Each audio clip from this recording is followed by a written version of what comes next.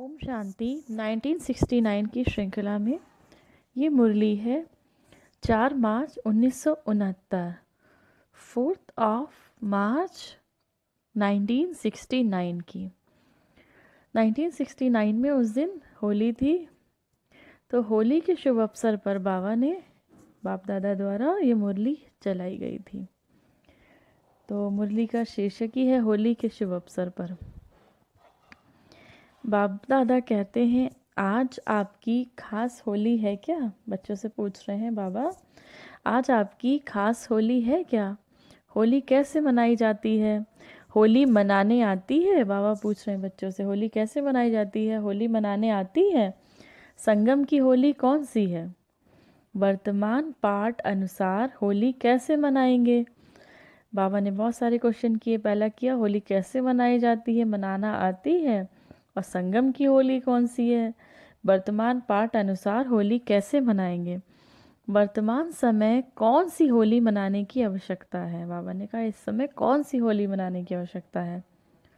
होली में कई बातें करनी होती हैं। रंगा भी जाता है, जलाया भी जाता है, साथ साथ श्रृंगारा भी जाता है, और कुछ मिटाना भी होता है। जो भी बातें होली में करनी है वह सभी इस समय चल रही हैं। बाबा ने कहा, होली में क्या क्या किया जाता है? रंग लगाया जाता है, जलाया जाता है, श्रृंगारा जाता है, और कुछ मिटाना भी होता है। तो जो भी बातें होली में करनी है वह सभी इस समय चल रही हैं।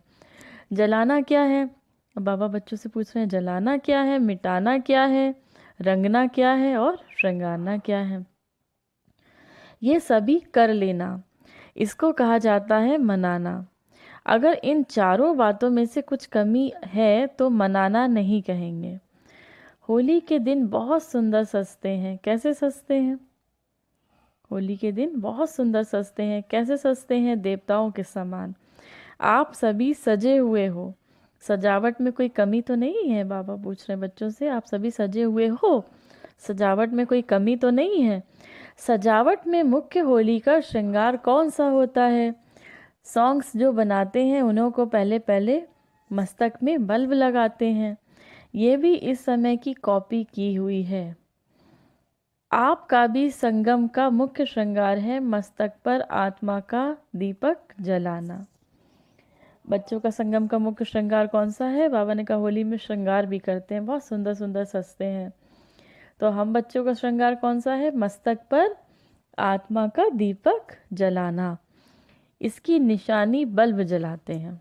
इसकी निशानी क्या है? बल्ब जलाते हैं। लेकिन ये सभी बातें होने लिए होली का अर्थ याद रखना है।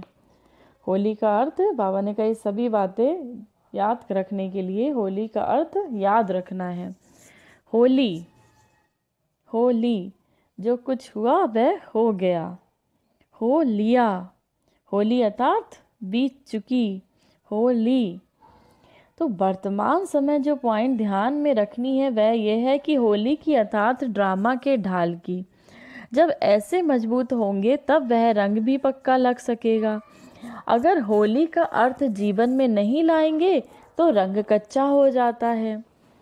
अगर बाबा ने कहा होली का अर्थ जीवन में नहीं लाएंगे तो रंग क्या होता है? कच्चा हो जाता है।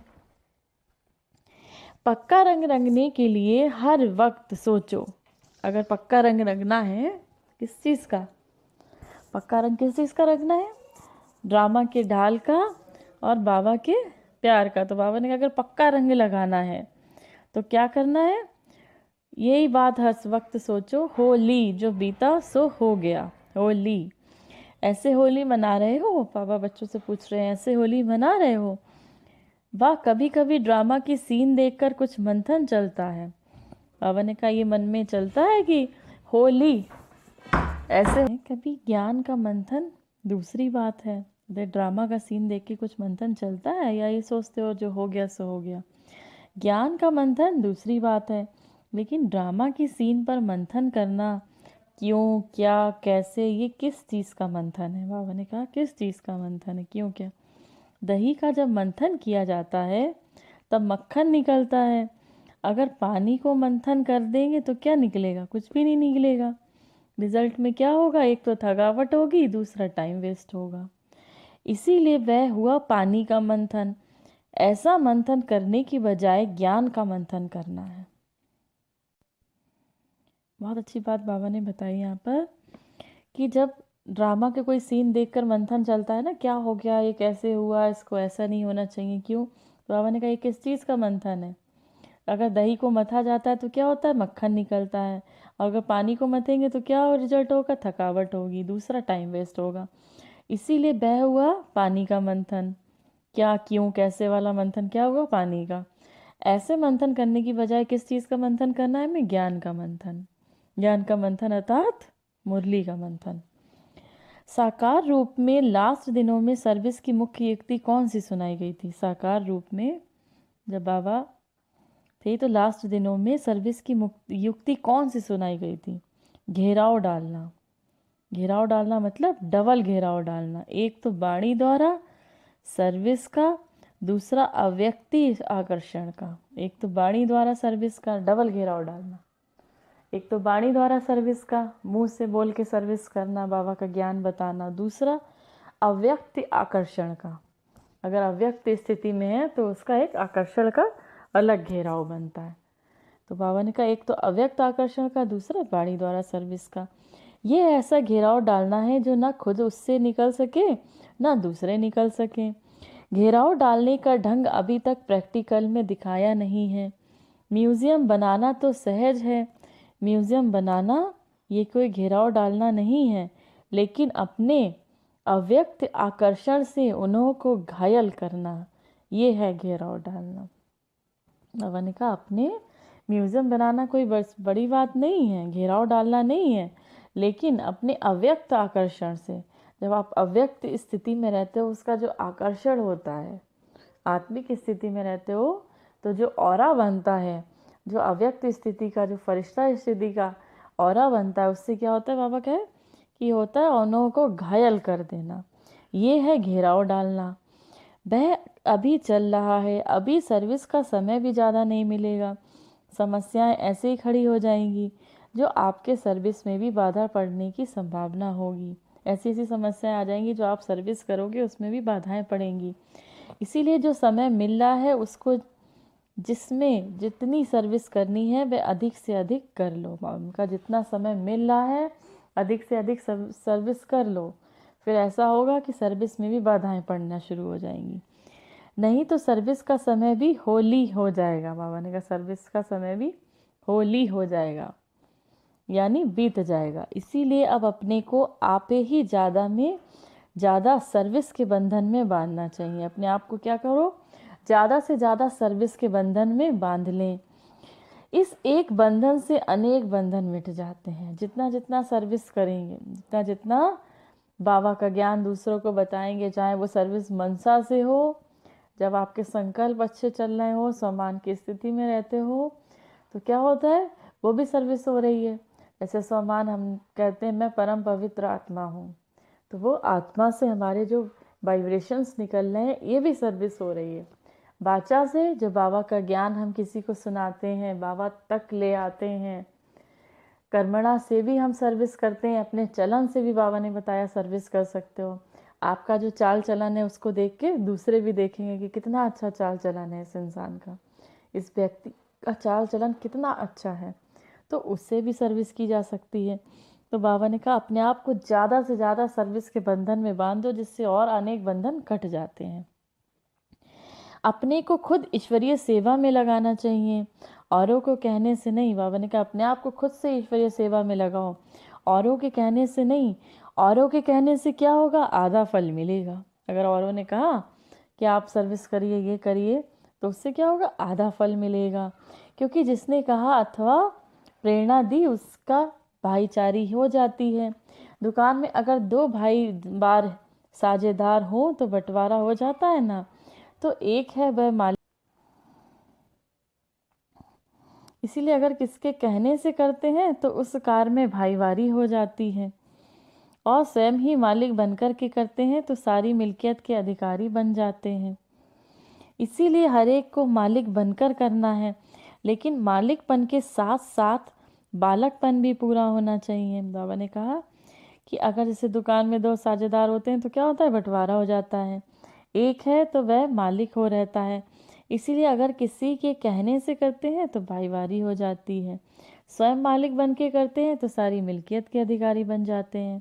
इसीलिए हर एक को मालिक बनकर करना है, लेकिन मालिकपन के साथ साथ बालकपन भी पूरा होना चाहिए। बाबा ने कहा मालिक बनकर करना है सर्विस, कि हम ये करना ही है, हमें मनसा वाचा कर्मणा से सर्विस करनी ही करनी है। तो बाबा ने कहा मालिकपन के साथ साथ बालकपन भी पूरा होना चाहिए। कहाँ कहाँ मालिक बनकर खड़े हो जाते हैं, कहाँ फिर बालक होकर छोड़ देते हैं। तो ना छोड़ना ना पकड़ना है। बाबा ने कहा ना तो छोड़ना है ना पकड़ना है। पकड़ना अर्थात जिद से नहीं पकड़ना है। कोई चीज़ को अगर बहुत ज़ोर से पकड़ा जाता है तो उस चीज़ का रूप बदल जाता है। फूल को ज़ोर से पकड़ो तो क्या हाल होगा। पकड़ना तो है, लेकिन कहाँ तक कैसे पकड़ना है ये भी समझना है। या तो पकड़ते अटक जाते हैं, बात छोड़ते हैं तो छूट जाते हैं। मैंने कहा फूल को जोर से पकड़ो तो क्या हाल होगा। पकड़ना तो है, लेकिन कहाँ तक कैसे पकड़ना ये भी समझना है। या तो पकड़ के अटक जाते हैं, बात छोड़ते हैं तो छूट जाते हैं। दोनों ही समान रहे, इसको कहा जाता है पुरुषार्थ करना। जो मालिक और बालक दोनों रीति से चलने वाला होगा, उसकी मुख्य परख ये होगी, एक तो निर्माणता होगी, उसके साथ निरहंकारी, निर्माण और साथ साथ प्रेम स्वरूप। जो मालिक और बालक दोनों रीति से चलने वाला होगा, उसकी मुख्य परख बाबा ने बताई क्या होगी। एक तो निर्माणता होगी, उसके साथ निरहंकारी, निर्माण और साथ साथ प्रेम स्वरूप। ये चारों ही बातें उनके हर चलन से देखने में आएंगी। निर्माण, निरंकारी, प्रेम स्वरूप। बाबा ने कहा ये चारों बातें उनके देखने में आएंगी, चलन में देखने में आएंगी। अगर चारों में से कोई भी कम है तो कुछ स्टेज की कमी है। वतन में आज होली कैसे खेली मालूम है। बाबा ने पूछा आज सूक्ष्म वतन में होली कैसे खेली मालूम है। आप भी होली मना रहे हो। वहाँ संदेशी आई तो एक खेल किया। जब संदेशी वतन में गई तो बाबा ने एक खेल किया। कौन सा खेल किया होगा, आप ले चलो तो देखें। बुद्धि का विमान तो है, बुद्धि का विमान तो दिव्य दृष्टि से भी अच्छा है। यहाँ तो वह हो नहीं सकता, वह चीज़ ही नहीं। आज सुहेजों का दिन था ना, तो जब संदेशियाँ वतन में आई तो साकार को छुपा दिया था। साकार मतलब ब्रह्मा बाबा को छुपा दिया था। एक बहुत सुंदर फूलों की पहाड़ी बनाई थी, उसके अंदर साकार को छिपाया था। ब्रह्मा बाबा फूलों की पहाड़ी बनाई थी, उसके अंदर बाबा छिप गया था, छिपा दिया था। दूर से देखने में तो पहाड़ी नजर आती थी। तो जब संदेशी आई तो साकार को देखा नहीं, बहुत ढूंढा, देखने में नहीं आया। फिर अचानक ही जैसे छिपने का खेल करते हैं ना, ऐसा खेल देखा। फूलों के बीच साकार बैठा हुआ नजर आया। वह सीन बड़ी अच्छी थी। अच्छा, फिर अव्यक्त बाप दादा हर एक को अमृत पिलाकर भोग दे रहे थे। बाबा ने कहा फूलों के बीच साकार बैठा हुआ नजर आया, वो सीन बहुत अच्छी थी। ब्रह्मा बाबा बैठे थे, बाप दादा, उनके तन में शिव बाबा, और वो भी फूलों के बीच में। तो बाबा ने कहा वो सीन बहुत अच्छी थी। अच्छा, फिर अव्यक्त बाप दादा हर एक को अमृत पिलाकर भोग दे रहे थे, एक एक से मुलाकात भी कर रहे थे। खास म्यूजियम वालों को डायरेक्शन दे रहे थे कि अव्यक्त आकर्षण से म्यूजियम ऐसा बनाओ जो कोई भी अंदर आए देखे तो एकदम आकर्षित हो जाए। बाबा ये भी डायरेक्शन दे रहे थे कि अव्यक्त आकर्षण से म्यूजियम को ऐसा बनाओ जो कोई भी अंदर आए देखे तो एकदम आकर्षित हो जाए। अच्छा, ओम शांति। ये थी बाबा की आज की मुरली। अब हम इस मुरली से कुछ थोड़े से पॉइंट्स एक बार रिवाइज करते हैं। ये थी होली की बाबा की 4 मार्च 1969 की मुरली। बाबा ने बहुत प्यारी मुरली है ये। और सबसे पहले बाबा ने कहा होली का अर्थ समझाया। होली अर्थात होली, जो हुआ सो हो गया, जो बीता सो बीत गया। जब ये स्मृति हमेशा रहती है तो खुशी नहीं जाएगी। अब बाबा ने कहा होली में क्या क्या होता है, जलाना होता है, मिटाना होता है, रंगना होता है, श्रृंगारना होता है। तो ये सभी करना है। जलाना किसको है, अपने विकर्मों को। जब हम बाबा से योग लगाते हैं तो हमारे विकर्म जलते हैं। मिटाना क्या होता है, मिटाना जो हमने हमारे जो विकर्म हैं, विकर्मों का जो पाप हैं किए हैं, जो विकर्म किए हैं, उनको मिटाना होता है। तो बाबा ने कहा जलाना, उसको फिर जड़ से मिटाना। तो जितना जितना योग बाबा से लगेगा उतना ये विकर्म जलते जाएंगे, मिटते जाएंगे। रंगना क्या है? रंगना क्या है? रंगने में उस परम पिता परमात्मा शिव बाबा के प्यार में खुद को रंगना है।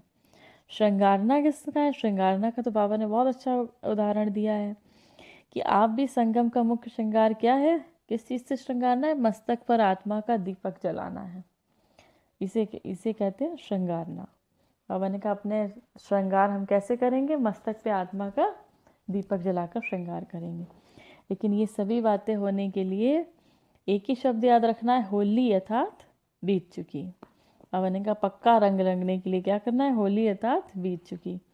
बाबा ने कहा ऐसा ना हो कि क्या, क्यों, कैसे में फंस जाओ।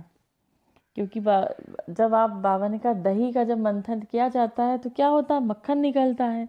दही का, दही किसको बताया बाबा ने? ज्ञान को। अगर जब ज्ञान का मंथन करते रहेंगे हम बार बार, जैसे यही मुरली है, इस मुरली को अगर हम एक बार दो बार इसका मंथन करेंगे कि बाबा ने ऐसा बताया, इस मुरली में ऐसा बताया, बाबा ने ये श्रीमत दी, तो उससे क्या होगा कि मक्खन निकलेगा। जितना जितना हम मंथन करेंगे उतना उतना बाबा से याद बढ़ेगी, प्रेम बढ़ेगा। और अगर हम ये सोचते रहेंगे कि ड्रामा में ये ऐसा क्यों कर रहा है, वो ऐसा क्यों कर रहा है, कैसे क्या, अगर इसमें उलझे रहेंगे तो क्या होगा? मन थक जाएगा, थकावट महसूस होगी। तो अब अपने हमको निर्णय लेना है कि दही मंथन करना है कि पानी मंथन करना है, ज्ञान का मंथन करना है कि व्यर्थ का मंथन करना है। तीसरी चीज़ बाबा ने बताई बहुत अच्छी कि अब डबल घेराव डालना है। सर्विस की बहुत अच्छी युक्ति बताई। अब आपको क्या करना है? डबल घेराव डालना है। एक तो घेराव डालना है वाणी द्वारा सर्विस का, दूसरा अव्यक्त आकर्षण द्वारा। एक जब वाणी से किसी को समझाएंगे ज्ञान बाबा के बारे में कि बाबा शिव बाबा है, वो परम धाम निवासी है, ये बातें जो हम बाबा का ज्ञान समझाएंगे। दूसरा, जब अव्यक्त स्थिति में हम स्थित होंगे तो उसका जो आकर्षण होगा उसका भी घेराव डालना है। दो घेराव डालना है बाबा ने कहा। उसके बाद बाबा ने बताया कि अब और हमें क्या करना है इस मुरली में। बाबा ने कहा एक मालिकपन और बालकपन दोनों रीति से चलना होगा, और जो दोनों ही रीति से चला होगा उसकी मुख्य परख क्या है? एक तो निर्माणता होगी, निरंकारी होगा, निर्माण और साथ साथ प्रेम स्वरूप होगा। ये चारों ही चलन उनके देखने में आएंगी। बाकी बाबा ने बतन में बहुत सुंदर सा सीन दिखाया कि जब बतन में संदेशी गई तो ब्रह्मा बाबा छिप गए थे, उनको छिपा दिया था एक फूलों की पहाड़ी के अंदर। फिर बाबा बाद में जब उन्होंने बहुत ढूंढा नहीं मिले, फिर बाबा दिखे, तो वो बहुत सुंदर सीन थी कि फूलों के बीच में से जब बाबा बाहर आए, एक एक को दृष्टि दी, बाबा ने भोग दिया, अमृत पिलाया, एक एक से मुलाकात की। ये थी आपकी 15